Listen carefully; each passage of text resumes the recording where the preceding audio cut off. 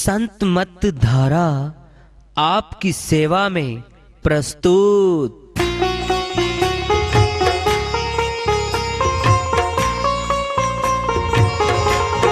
जो चाहता है प्रभु प्यारा वो आओ संत मत धारा। भक्ति भेद बता कर सारा वो कर दे भव के पारा। जो चाहता है प्रभु प्यारा वो आओ संत मत धारा। भक्ति भेद बता कर सारा वो कर दे भव के पारा।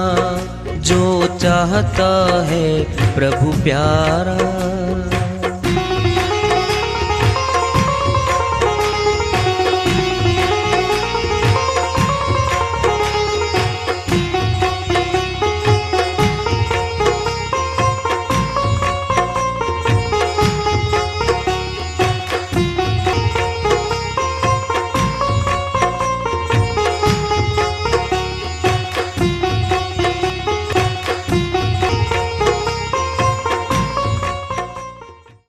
परम पूज्य सदैव स्मरणीय सदगुरु साहिब की जय हो।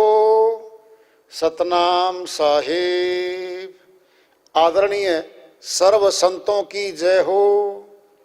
उपस्थित आदर के योग प्रभु प्रेमी एवं जिज्ञासु आत्माओं, हम सभी पूर्ण पिता परमात्मा सभी सृष्टियों के रचनहार कुल मालिक हम सबके जीवन का आधार उनकी महिमा को सुनने के लिए एकत्रित हैं। मेरी सभी से अर्ज है कि मैं कोई जगत गुरु नहीं, कोई महाराज नहीं, कोई महामंडलेश्वर नहीं।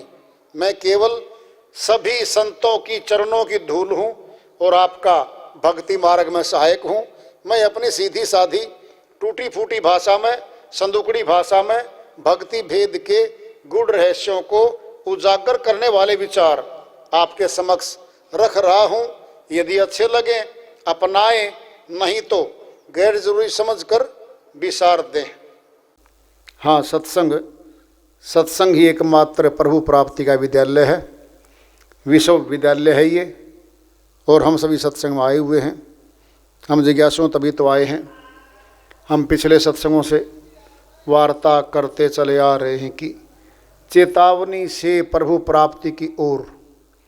इस अध्याय को, इस वार्ता को आज फिर आगे बढ़ा रहे हैं। हमरे देखत चले गए बैरी मित्र करोड़। नित्यानंद इस जगत में मचा काल का शोर। स्वामी नित्यानंद जी महाराज अमरलोक के संत हुए हैं। वह अपनी श्रीवाणी में चेताते हुए कहते हैं, हमारे देखते देखते सामने बहुत लोग मृत्यु को प्राप्त हो गए, चले गए। बहुत सौ को तो हमने मित्र बना के रखा था, बहुत हमने शत्रु के खाने में रख रखे थे। नित्यानंद इस जगत में मचा काल का शोर। काल का शोर, जब मृत्यु होती है तो परिवार वाले रिश्तेदार रोते हैं, बिलखते हैं, बहुत दुखी होते हैं, बहुत शोर होता है। चिलियां मार मार के लोग रोते हैं, शोर होता है। शादी होती है, डीजे बजता है, वहाँ भी शोर ही हो रहा है। दिन में सारे शहर में शोर ही शोर होता है। गाड़ियों का शोर, हॉर्न बजाते हैं, गाड़ियाँ चलती हैं, उनका शोर, बोलने वालों का भी शोर। किसी भी हॉल में जहाँ दफ्तर होते हैं वहाँ ऊंची आवाज़ में बोलते हैं, शोर ही शोर होता है। नित्यानंद इस जगत में मचा काल का शोर। काल का शोर का अर्थ क्या हुआ?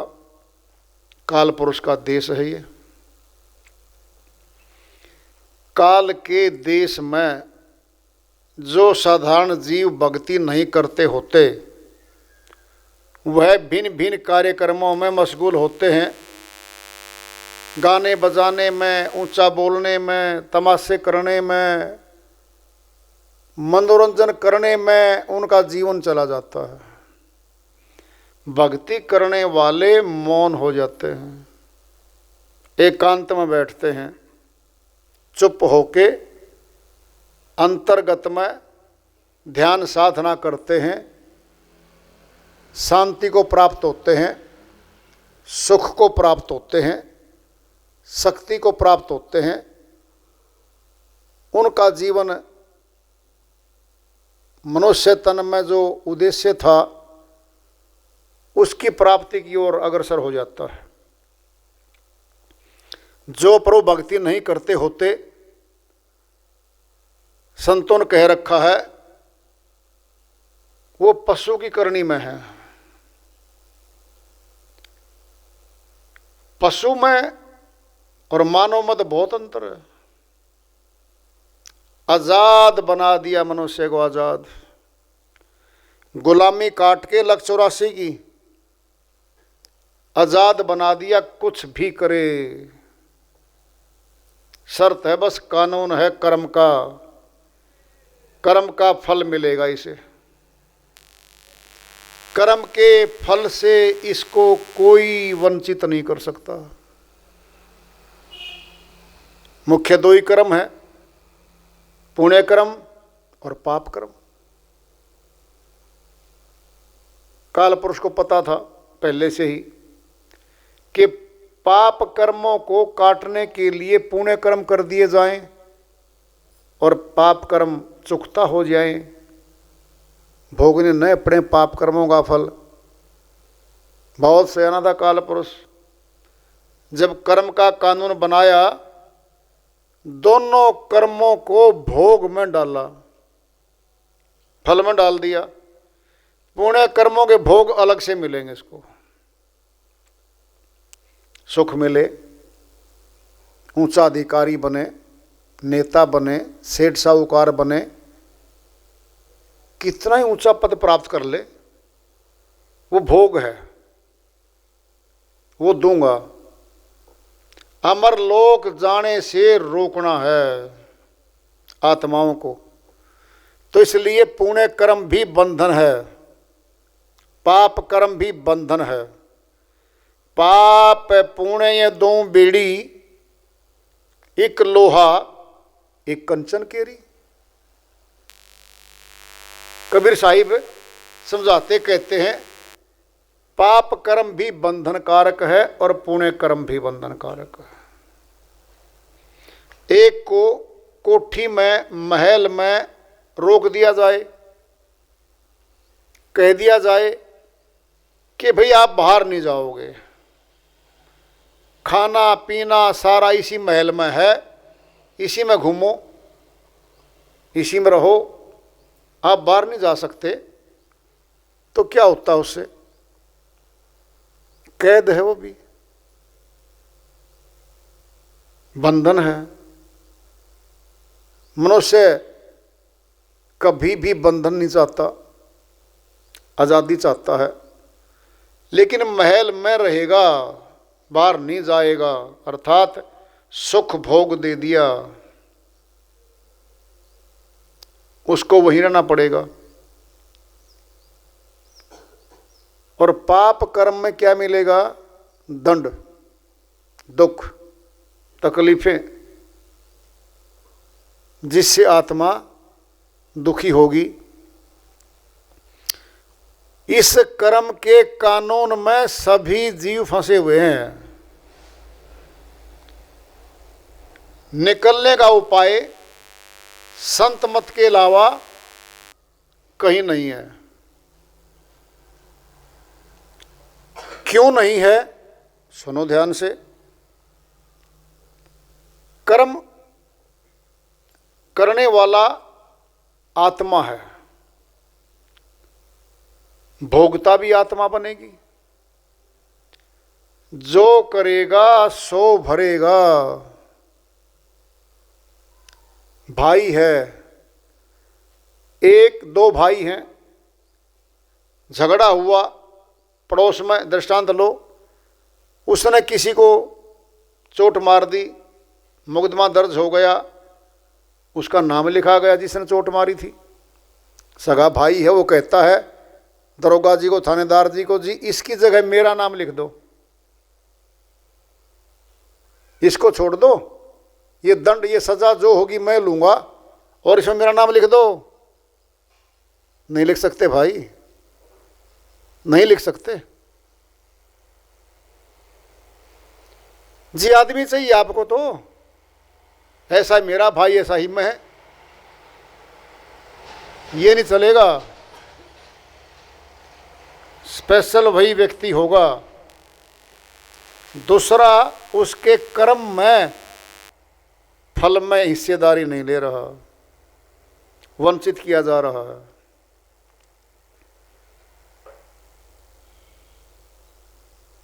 पिंड में दृष्टांत ले लो, भोजन है, माता है और उसकी पुत्री है, दो हैं, दो चपाती हैं, पेट में जानी है,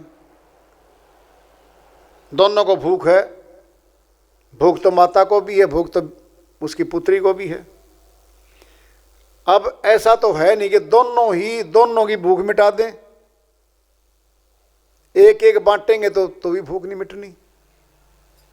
अगर एक जनी दो अकेली खा जाएगी तो उसकी शक्ति जो बनेगी, ऊर्जा खाना खाने से दूसरे में ट्रांसफर कर दें, बदल दें, उसमें चली जाए, ऐसा भी नहीं हो सकता। ये तो उसी को मिलेगी। जब कर्म का कानून बनाया काल पुरुष ने, तो विधान में जब डाला गया कि भाई कर्म काट के सुरती पहुंच जाएगी अमरलोक में, पता था अनंत कर्म कर डालेगी ये, थोड़े से भोगेगी, बाकी जमा होंगे।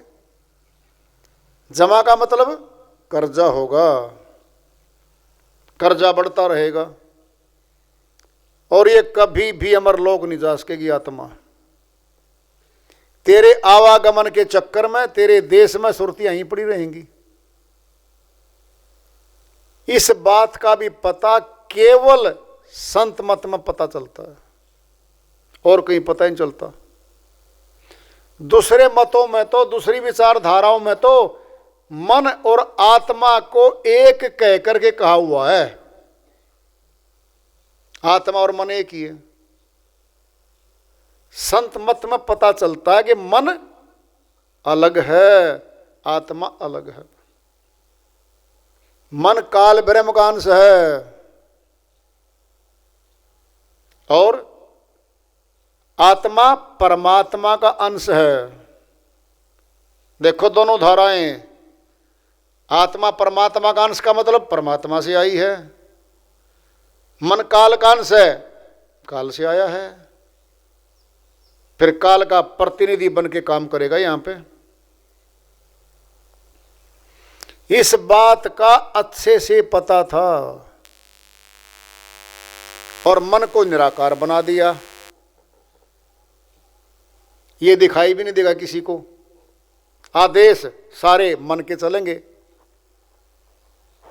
आत्मा को शक्ति मिली है, मनुष्य तन में आत्मा को शक्ति मिली है। क्या वो शक्ति? प्राणों की।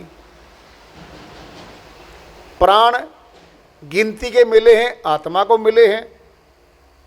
इस शरीर में रह करके उन प्राणों की शक्ति से चाहे संसार का कारोबार कर ले, ऊंचे महल किले बना ले, बड़े लंबे चौड़े परिवार बना ले, चाहे ऊंचे ऊंचे पदों पे आसीन हो जाए, श्वास खर्च होंगे। जमीनें लाखों बीघे बना ले, लंबी चौड़ी प्रॉपर्टी संपत्ति इकट्ठी कर ले, क्या होगा? ये सारी संपत्तियां, सारे पद, सब नाते मौत पे छूट जाएंगे, आत्मा के साथ नहीं चलेंगे। और आत्मा इनमें जब लगाएगी श्वासों को, पूंजी थी श्वासों की खर्च हो गई, अब क्या बचा? पूंजी जब खत्म हो जाती है तो कमाई किस शक्ति से करेगी फिर? श्वास तो शक्ति थी, मनुष्य तन में मौका दिया था इसको। काल पुरुष ने माया देवी के साथ मिलके, जी माया देवी नहीं दिखाई दे रही, बिल्कुल स्पष्ट दिखती है माया देवी। ये काया यही प्रतिमूर्ति है, ज्यों की त्यों माया बैठी है। ये माया से काया भई, काया से सब भोग, भोगों से सबको लगा जन्म मरण का रोग। स्वामी नित्यानंद जी महाराज कहते हैं, इस माया ने ही ये काया बनाई है, ये काया में बैठ गई। माया ने नहीं बनाई काया, बनाने वाली शक्ति कोई और है, लेकिन माया के पदार्थों से बन गई। यूं कह लो, किसी बिजली ने पंखा नहीं बनाया, मोटर नहीं बनाई, एसी नहीं बनाया, वो तो ऊर्जा है। क्या एसी, क्या पंखा, क्या ट्यूबलाइट, क्या? ये माया है सारी। ऊर्जा आ रही है बिजली से, और पंखा चल रहा है, मोटरें चल रही हैं, एसी, कपड़े धोने की मशीन चल रही है। आत्मा को तो कर्मानुसार मनुष्य तन या 184 के तन मिलेंगे। एक महानुभाव जी मिले, कहता जी मैं तो नहीं मानता कर्म के कानून को, कर्म का फल मिलता भी है, संत लोग बहकाते फिरते हैं लोगों को, मैं नहीं मानता कर्म का फल। जी आप ना मानो, आपके न मानने से तो कर्म कटेगा नहीं, कर्म फल खत्म नहीं होगा। सामने सूर्य है, आप सूर्य को ना मानो, क्या सूर्य समाप्त हो जाएगा? क्या सूर्य की शक्ति नष्ट हो जाएगी? कहता जी नहीं, अगर तूने कर्म के फल को देखना है, दृष्टांत मैं बता सकता हूं, आप समझ लो। जी बताओ आप। सुनो भाई, जिन घरों में बच्चे रूप में पैदा होकर के हम सभी आ रहे हैं, क्या सभी घर एक समान हैं? सबकी आर्थिक स्थिति क्या एक जैसी है? नहीं। फिर ये क्या है? पहले तो ये पूछो। एक राजा है, राजा है, घर में बेटा पैदा हो, राजकुमार, फिर राजा बन बैठा। एक सेठ जी है, एक बीच का है, एक गरीब घर में आया झोंपड़ी वाले के। आप कहें मैं नहीं मानता, जो आत्मा आएगी उसने अब से पहले कौन सा पाप कर्म कर दिया होगा कि जिस परिवार में आगे बैठी है उसकी माता के घर में भोजन नहीं है श्याम का, और एक राजकुमार बन के राजा के यहां पैदा हो गया, राजकुमार ही बन बैठा। उसने क्या कर्म कर दिया उससे पहले? चांदी के सिक्के बांटे जा रहे, मिठाइयां बांटी जा रही, खुशियां मनाई जा रही राजा के यहां, और वहां पे कोई खुशी नहीं है। कर्म तो बाद में होगा। 16 साल से पहले, 18 वर्ष से पहले तो मनुष्य जाति कर्म करने योग्य भी नहीं है। सरकार ने लगा रखा है 18 वर्ष से नीचे तो नाबालिग है, ये न कोई चीज बेच सकता न खरीद सकता, नाबालिग है, न नौकरी पे जा सकता, न सरकार नौकरी पे रखेगी उसको। क्यों? अयोग्य घोषित कर रखा है, योग्य नहीं है वो। तो मानो बाबूजी 18 वर्ष के बाद कमाने लगोगे, ये 18 वर्ष ये क्या है?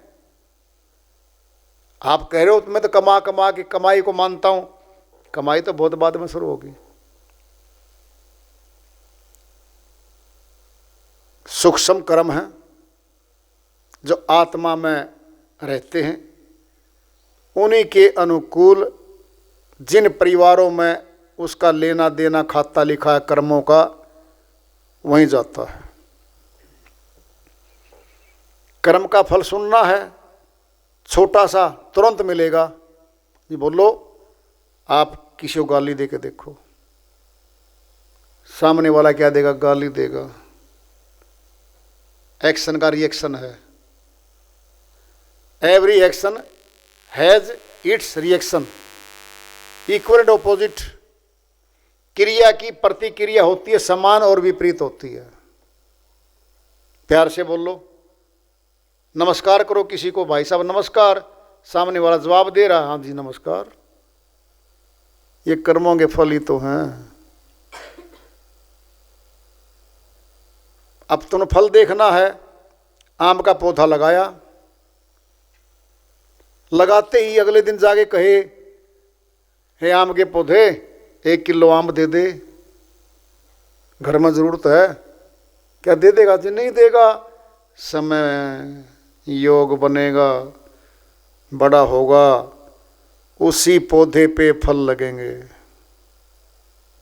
ऐसे ही हमारे कर्मों के योग बनते हैं फल देने के, तब वो मिलते हैं। और आपके न मानने से तो सृष्टि का नियम समाप्त नहीं होता, हो जाता। आप तो मौत को भी नहीं मानते और फिर भी लोग मर रहे हैं। आप जन्म को नहीं मानते, फिर भी जन्म लोग आ रहे हैं। बता कहाँ जा रहे हैं, कहाँ जा रहे हैं? सामने की पिक्चर देख रहा भाई, पर्दे के पीछे क्या है बता दे। जो आत्मा शरीर को छोड़ के गमन कर रही है, वो कहाँ गई? नहीं पता। जो आत्मा शरीर में आ रही है, वो कहाँ से आई? बता दे। कहीं कारखाना लगा रखा मनुष्य ने? मनुष्य के बच्चे पैदा करने का लगा रखा होगी कारखाना? कारखाने तो हैं। जो मनुष्य ने गाड़ियां बनाई, पदार्थ बनाए, बर्तन बनाए, दुनिया भर की फैक्ट्रियां हैं।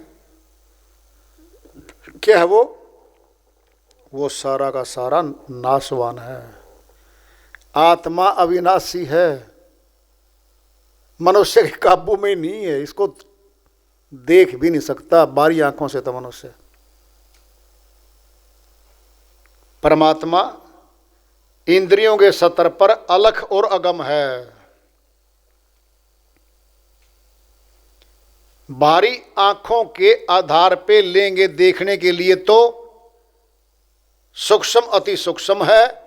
बारी आंखों से बिना भेद के वो दिखता ही नहीं है।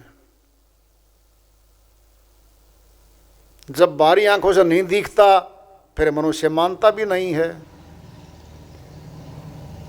फिर नहीं मानने वालों का तो संसार भरा है।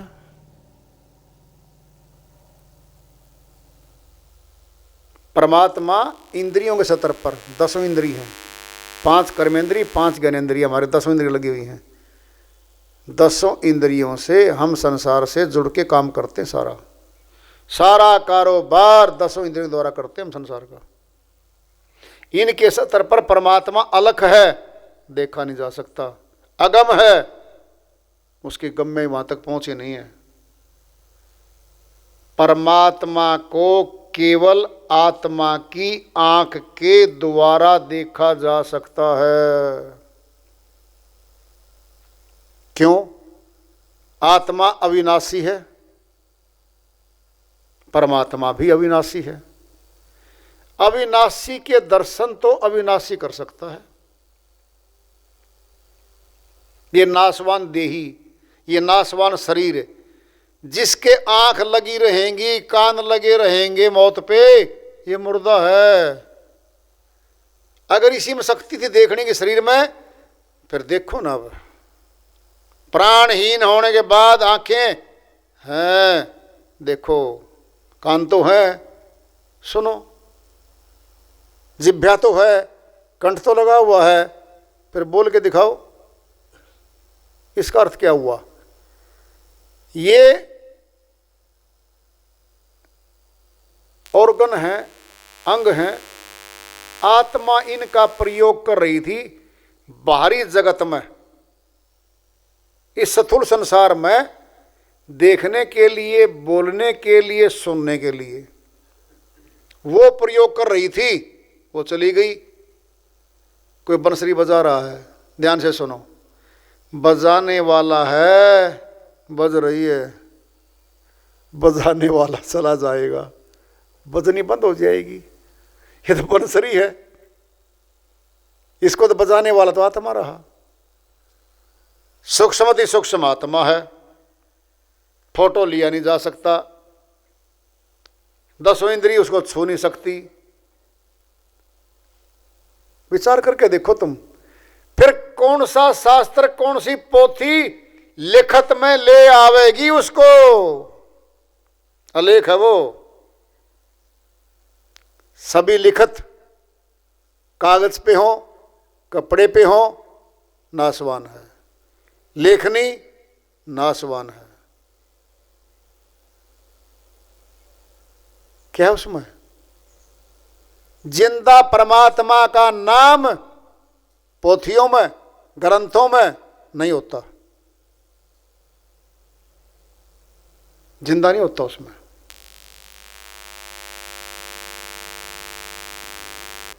दृष्टांत लोगे, ले लो, पुस्तक में लिखा है ऐसे ऐसे भोजन बनता है, ऐसे ऐसे खीर बनती है, स्वादिष्ट बनती है, और खाने से भूख दूर हो जाती है।